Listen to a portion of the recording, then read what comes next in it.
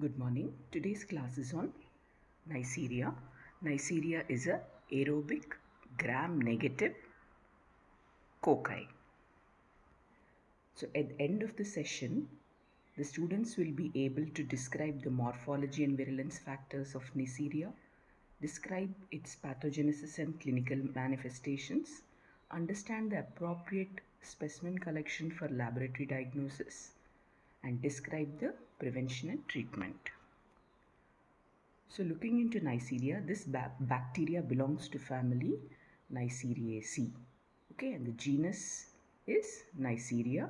There are other genera in the family like Kingella, but today let us learn about Neisseria. It's an aerobic gram-negative diplococci. Aerobic in the sense it needs oxygen for growth. It is gram-negative, so it's pink in color, taking up saffron dye. And diplococci, the shape is round, it's a cocci, and there are two cocci attached to each other or in pairs. That's why it's known as diplococci. Genus Neisseria includes several species like Neisseria flava, subflava, sicca, etc. But there are only two pathogenic Neisseria species which cause human disease, which include Neisseria meningitidis and Neisseria gonorrhoeae. And these two pathogens are fastidious in nature. That is, when you want to grow them externally in the lab, they require additional nutrients, a media with additional nutrients. So they require enriched media to grow.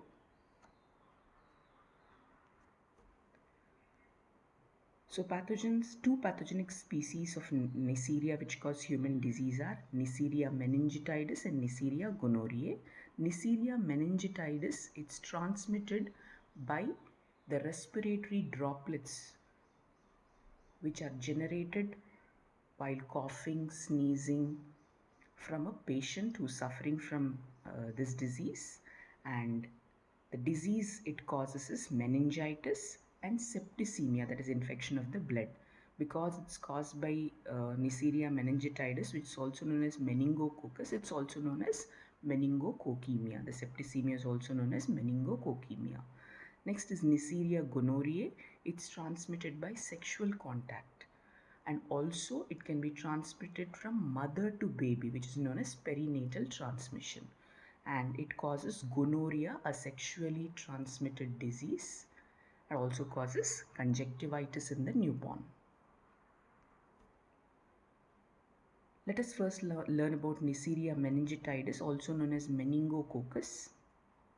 Its morphology, it's a gram-negative diplococci, and each cocci is half moon shaped. If you see in this picture, each cocci, the pink colored cocci, are half moon shaped. So how is a half moon shaped? One side is flat and other side is concave. So two cocci are paired up with adjacent sides opposite to each other. Adjacent sides which are flattened are opposite to each other, and they are capsulated, which can be appreciated in this picture. These gram-negative diplococci are present within the polymorphs, that is neutrophils, as well as they are found extracellularly. Looking at the virulence factors of this bacteria, what are virulence factors? We've already discussed that there are certain factors which are possessed by the bacteria to protect itself from the defensive mechanisms of the human beings. So capsule is one such factor which prevents phagocytic killing, and next is the pili or the fimbriae, which help the bacteria to adhere to the human epithelium, and in this case the pili help the bacteria to adhere to the nasopharyngeal epithelium. Next is the endotoxin which it produces, which causes the endothelial damage of the blood vessels, leading to inflammation of the blood vessels and leakage from the blood vessels of the fluid, resulting in thrombosis and further into disseminated intravascular coagulation. What is thrombosis? So whenever there is damage to a blood vessel, there are certain platelets and clotting factors which come there to seal that area, resulting in formation of a thrombus. And sometimes these thrombi may get detached, multiple thrombi may form all around, they get detached and they get lodged in certain blood vessels, interrupting the blood supply to many organs, causing multi-organ failure. Okay, this is disseminated intravascular coagulation. Now let us discuss a little more on the capsule of Neisseria meningitidis. Based on the capsule, which is polysaccharide in nature, there are 13 serogroups of Neisseria meningitidis. So Neisseria is a genus, meningitidis is a species, and it has 13 serogroups which are given some alphabetic names, but you have to remember 5 of them, that is A, B, C, Y and W 135 serogroups, because they are associated with human disease. Looking into pathology, what is the source of infection to any person? Source of infection is the nasopharyngeal carrier. Now, who's this carrier? Carrier is a person who harbors the pathogen in him but doesn't suffer from the disease. He just is a source of infection to the other normal person. So, mainly the source of infection are the nasopharyngeal carriers, and that too they are mainly children. And mode of transmission is by droplet inhalation. What are droplets? Respiratory droplets. When they cough, when they sneeze, when you're in close contact with them, when they speak, the respiratory droplets are out into the air, and when a normal person inhales, he gets the infection. Once the person inhales, the bacteria go and attach to the respiratory epithelium via the pili or the fimbriae. This process is known as colonization. They go and adhere to the nasopharyngeal epithelium, and once they establish themselves there, this process is known as colonization, following which they further invade the respiratory epithelium mucosa and enter into the bloodstream, causing septicemia. So septicemia, what is septicemia? Entry of a pathogen into blood is known as septicemia. Here, in case of Neisseria meningitidis, it's also known as meningococcemia. And from the bloodstream, via the bloodstream, it invades the cerebrospinal fluid of the brain and then further spreads to the membranes of the brain. If you remember your anatomy, the brain is covered by membranes known as meninges. So it spreads to the meninges and it causes inflammation of meninges, which is known as meningitis. So Neisseria meningitidis causes meningitis. So this is a pictorial depiction how the bacteria are inhaled, the respiratory droplets containing the bacteria are inhaled, they colonize in the nasopharynx, and further they damage the nasopharyngeal epithelium, spread further, enter the bloodstream, then they enter the CSF and reach the meninges of the brain, causing meningitis. Looking at the clinical presentation of meningitis in infants, once there is meningitis, they are irritable, there is vomiting, there is poor feeding, and in adults and children it manifests as headache, nausea, vomiting, neck stiffness. There's a lot of neck stiffness and photophobia. Photophobia is nothing but sensitivity to the light. Then meningococcemia, that is septicemia. How does septicemia manifest? As fever, chills, joint and muscle pain, and petechiae and purpura. Petechiae and purpura, petechiae are small. These petechiae and purpura are mainly due to bleeding under the skin. So petechiae are seen as small red spots 2 mm in diameter, and purpura are seen as a little bigger spots which are brownish purple in color all over the trunk and the limbs. Looking into the complications, we already discussed because of the endotoxin, there is a lot of damage to the blood vessels and fluid loss. So the person goes into shock, and because of the damage to the blood vessels, a lot of thrombi form, which detach, which go and block the blood vessels at some place, and multiple clots which lead to multi-organ failure, which lead to because of disseminated intravascular coagulation. So this is a pictorial depiction. You can see he is irritated by bright light, known as photophobia. Neck stiffness is a classical sign of meningitis. He has nausea, vomiting, lot of muscle pains. He's irritable, he's drowsy, he doesn't know what he is doing, he's confused. Sometimes there may be seizures or convulsions, nothing but fits. He has severe headache. And if you see, these are the pictures of petechiae, especially this is a picture of purpura in this uh, diagram here. I told you it's because of bleeding under the skin. There are some reddish brown raised lesions presented on the trunk and the limbs. Look at the laboratory diagnosis. First, we have to know how the specimen is collected. So, the specimens to be collected are cerebrospinal fluid. You can collect blood in case of patients, and if he is a carrier, it is better to collect a nasopharyngeal swab. Okay, and once you collect the CSF, it should be processed immediately. That is, it should be immediately sent to the lab, and never refrigerate this sample. Please remember this point, never refrigerate the cerebrospinal fluid. Even in case of delay, for some time it should be kept in the incubator, which maintains a temperature of 37 degrees centigrade. And the blood is also collected at the bedside and immediately inoculated into blood culture bottles. You have to ask for the blood culture bottles from the lab, take it to the patient, collect the blood with a needle and syringe. About 5 to 10 ml of blood is collected, and it is inoculated into these blood culture bottles. BHI is a brain heart infusion broth, which is present in this, the liquid media present in these bottles. You can see in the picture how the blood culture bottles look. Moving forward, how do we collect the CSF? It's collected by a doctor under aseptic precautions, that is sterile precautions. Okay, the patient is prepared before. You collect the CSF from between lumbar L3 and L4, from the spine between lumbar spine L3 and L4. You can see in this picture the doctor is collecting, how the patient is prepared. And one thing, students, you have to remember, during CSF collections you have to order 3 tubes or 3 sterile specimen containers.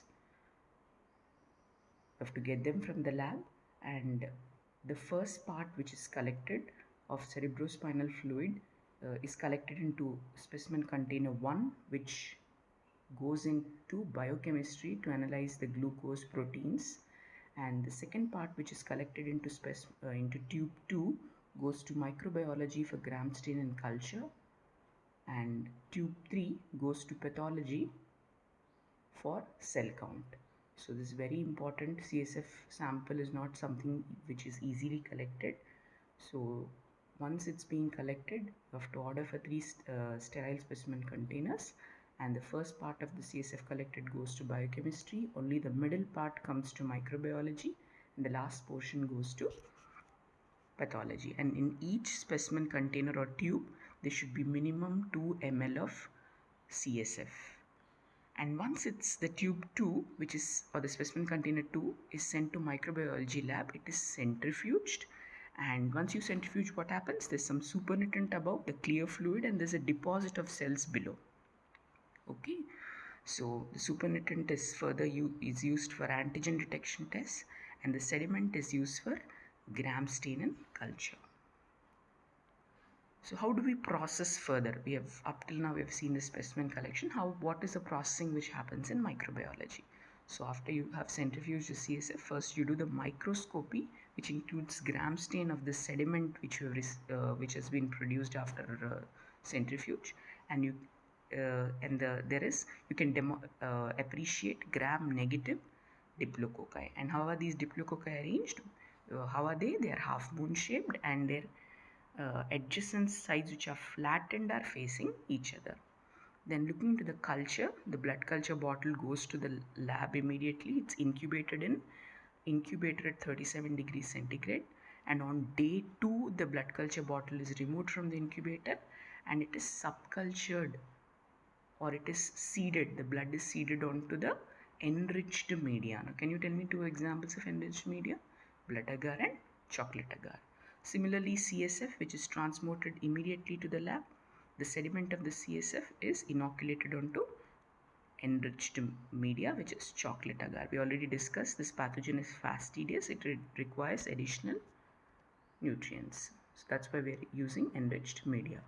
Then in case of nasopharyngeal swab, and specimens, like you can even collect pus if there's anything from the, usually it's the scrapings of the rash which is collected, which is transported immediately, which can be placed in the transport media and sent, especially the nasopharyngeal swab, and they are placed on the selective media. Now why can't we place here on the enriched media?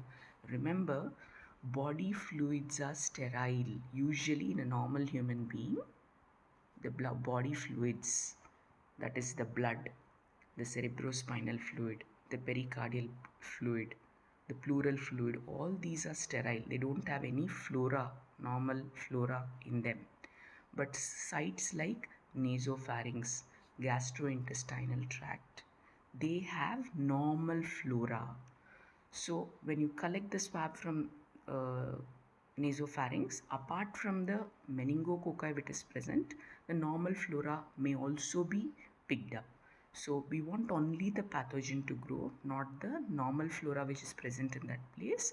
So we have to send in transport media so that the normal flora doesn't overgrow and suppress the pathogen, and once it reaches the lab, it has to be placed on selective media which contains certain antibiotics and antifungals which suppress the growth of normal bacteria, and or if there are some in fungi, even they can be suppressed, and only pathogen can grow. So such selective media for meningococci are Thayer Martin media and New York City media. So these plates are inoculated, they are placed at 37 degrees centigrade under 5 to 10% carbon dioxide. We discussed they are aerobic, but they require lesser oxygen. So they only require 5 to 10%, a little lesser oxygen than 21%, and they require some more carbon dioxide, like 5 to 10% carbon dioxide, which is provided with the help of a candle jar. And the next day and the second day, the colonies are looked for, the plates are looked if for any for the growth, and if there is a growth, that is growth of the colonies, you subject them to gram stain and further to certain biochemical tests. We know that in gram stain the bacteria appears as gram negative diplococci, and the biochemical tests which you do are catalase test and oxidase test, both of which are positive, and sugar fermentation tests are done, wherein this bacteria ferments glucose and maltose but not sucrose sugar. So how do you remember that it ferments glucose and maltose? In meningitis, M for maltose and G for glucose. You have to remember in this way. So this is a chocolate agar showing the colonies of Neisseria meningitidis. So further, next test is antigen detection test. We have already discussed it as a capsule. So capsular antigen can be detected by a test known as latex agglutination test.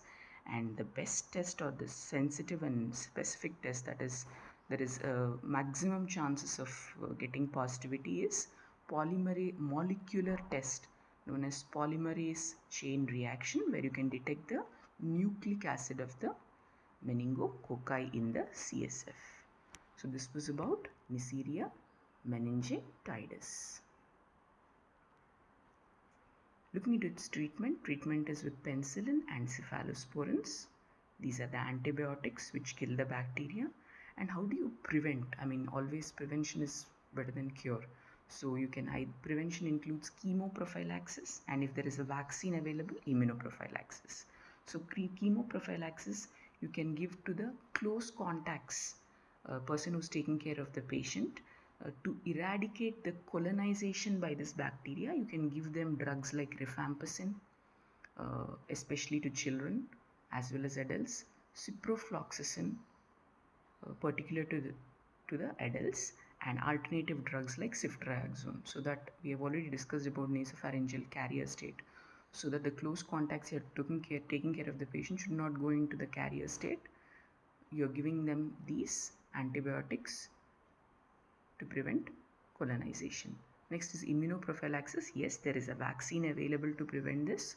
The polysaccharide vaccine. That is, a capsule is used to prepare the vaccine. So it's a polysaccharide vaccine with we have discussed that there are 5 serogroups which are dangerous to human beings: A, B, C, Y, and W135. Leaving B, we have vaccine for 4 combined vaccine with this tetravalent form, including serogroup B, A, C, Y, W135, but no B. And it is given subcutaneously in deltoid region to children more than 2 years. The polysaccharide vaccine does not work for children aged below 2 years. So it's only given to children more than 2 years. There's another vaccine which is conjugate vaccine, which is nothing but the polysaccharide vaccine is tagged with a carrier protein which is more immunogenic. That is, it has a capacity to stimulate the immune response to produce some protective mechanisms. So this vaccine can be given to children even less than 2 years.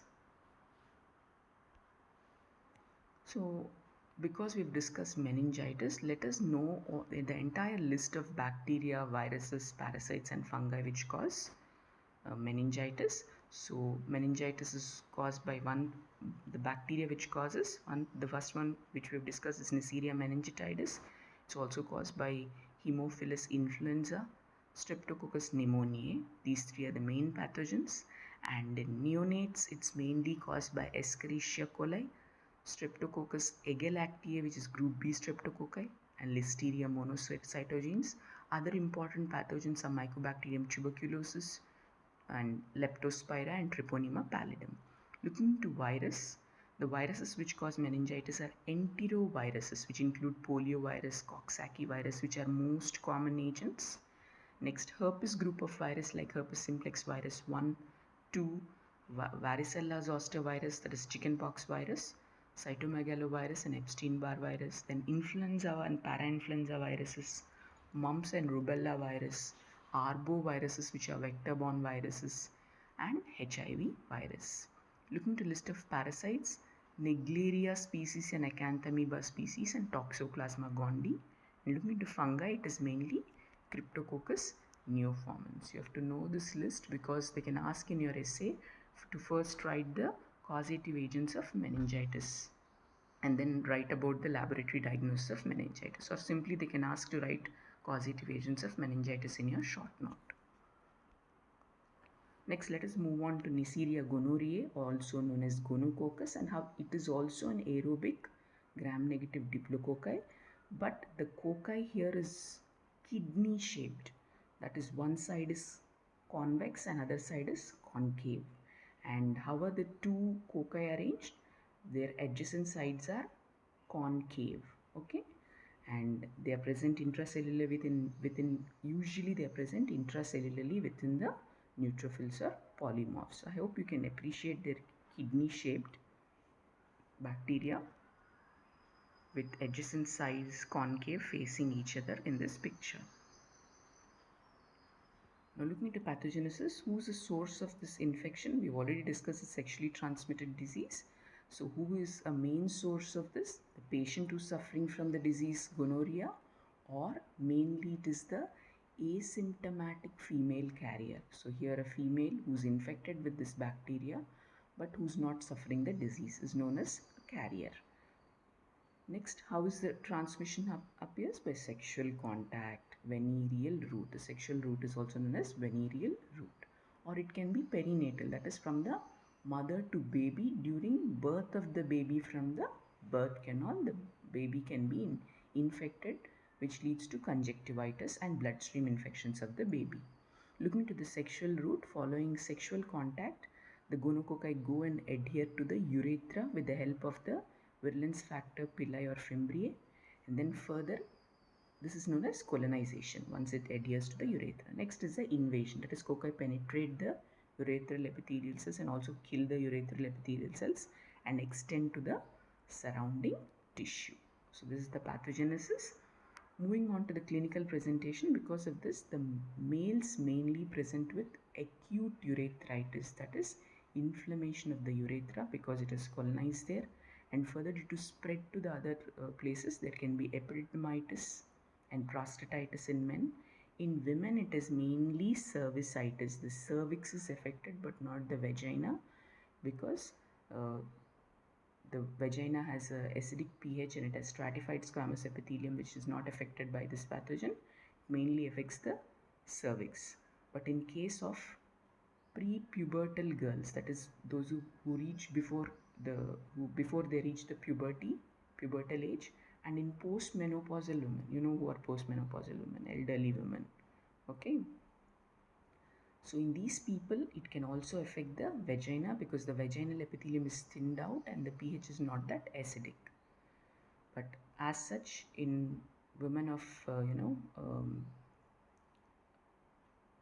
reproductive age group, it causes cervicitis, and due to spread, it causes salpingitis. That is, the fallopian tubules are affected, and further it affects cause inflammation of the pelvis, known as pelvic inflammatory disease, leading to infertility. Both in men and women, it causes infertility. Even in men, there is urethral stricture, there is epididymitis and prostatitis, leading to sterility. In women also, there is sterility due to salpingitis and pelvic inflammatory disease. And in both the sexes, other presentations are proctitis, that is, rectum can be affected, or the pharynx can be affected, pharyngitis, and conjunctivitis. The conjunctiva of the eye can be affected, leading to conjunctivitis, and they can be further spread of this bacteria into bloodstream, causing disseminated gonococcal infection where there's fever, chills. There are pustules, the pus-filled lesions. There can be arthritis, that is joint pain. The joints are affected, inflammation of the joints, and there can be endocarditis. There is endocardium of the heart is affected. In pregnant women, how they suffer if they're having this disease? There is premature delivery of the baby. The membranes which are surrounding the baby, the chorion and the amniotic fluid is affected. They're inflamed, leading to chorioamnionitis. And to the baby, neonate is a newborn baby who passes through the birth canal. This bacteria can affect the eye, causing ophthalmia neonatorum, where there is purulent discharge, a thick white milky discharge from the eye within 2 to 5 days of birth. So these are pictures showing purulent urethral discharge in men and ophthalmia neonatorum in neonates born to a mother who is already infected with gonococci. Looking into laboratory diagnosis, the specimens to be collected are in men it is urethral swab, or urine also can be collected. In women it is cervical swab. In neonates we can collect the conjunctival swab. So to collect any swab, you need to order the swab from the lab. So this is a swab, the red one there are two swabs here. Always it's better to order two swabs to collect the specimen, because one in microbiology, one is used for staining and other for the culture. And along with this, you can see a tube with a transport media. It is very useful to use a transport media, because I told you in certain locations, like even in the urethra and all, there are other flora along with the pathogen, so they should not overgrow before the specimen reaches the lab. So you have to place the specimen whenever available into the transport media, like Stewart's transport media and Amy's transport media. What is the role of these transport media? They will not allow the growth of normal flora nor the pathogen. It's a non-nutrient media which is maintaining the viability of the pathogen. Okay. So now how do you collect the urethral swab? To collect the urethral swab, you have to retract the prepuce of the penis, and then you have to clean the tip of the meatus with a normal saline and with help, and you have to collect the pus with the help of a sterile swab, which is sent immediately to lab. Now, how are these swabs or specimens processed in the microbiology lab? First is microscopy, which includes gram stain, and you can appreciate the gram-negative kidney-shaped diplobocci, which are mainly intracellular, that is within the neutrophils or the polymorphs. And the culture, you use selective media, because I told you this is not a body fluid. This is a specimen from the urethral area or cervical area. where there are other flora along with the pathogen. So you use a selective media like Thayer Martin media or modified New York City media, and these plates are incubated at 37 to 35 degrees centigrade with 5% carbon dioxide. So next day, if there's a growth of colony, how do you identify? With the help of gram stain and biochemical tests. Biochemical tests like catalase and oxidase, both are positive for these. And in sugar fermentation, it only ferments glucose, not maltose and sucrose. And the best test is a molecular test, that is polymerase chain reaction, to detect the nucleic acid of the bacteria. So in the pictures you can see the top one is oxidase test, wherein the colony turns blue with certain reagent, and down one is catalase test, where the on an addition of hydrogen peroxide on the colony taken on the slide, there's bubbles which appear, which is catalase test. So what is the treatment for this? The antibiotics like cephalosporins like ceftriaxone, which is a drug of choice for uncomplicated gonococcal infection, and other drugs are doxycycline and ciprofloxacin. There is no vaccine available for gonorrhea, so prevention is always better than cure. Now looking into non-gonococcal urethritis, that is a urethritis which is caused by bacteria or other agents other than gonococci. So it's known as non-gonococcal urethritis. Not only gonococci. What does this mean? Not only gonococci which causes urethritis, there are also other bacteria, virus and fungi which cause urethritis. So what are they? Among bacteria, it is other bacteria which cause urethritis are Chlamydia trachomatis, which is the most common agent, and Ureaplasma urealyticum, Mycoplasma hominis, and among viruses it's herpes simplex virus and cytomegalovirus. Under fungi it is Candida albicans, and among parasites it is Trichomonas vaginalis. So non-gonococcal urethritis is an important short note. And finally, let us also know about Moraxella, which belongs to family Moraxellaceae. There are two important pathogens. One is Moraxella catarrhalis and Moraxella lacunata, the two main pathogens. Looking into Moraxella catarrhalis, it is also a gram-negative diplococci. It causes lower respiratory tract infections, that is lungs are affected. It also causes otitis media, the infection of the middle ear, sometimes meningitis, inflammation of the meninges covering the brain, endocarditis, that is heart is affected, even sinuses are affected, causing sinusitis. So under Moraxella, there is one more species, Moraxella lacunata, but it's a gram-negative diplobacilli, not a cocci, noted, gram-negative diplobacilli, which causes conjunctivitis. So I hope this topic on Neisseria was clear. Thank you.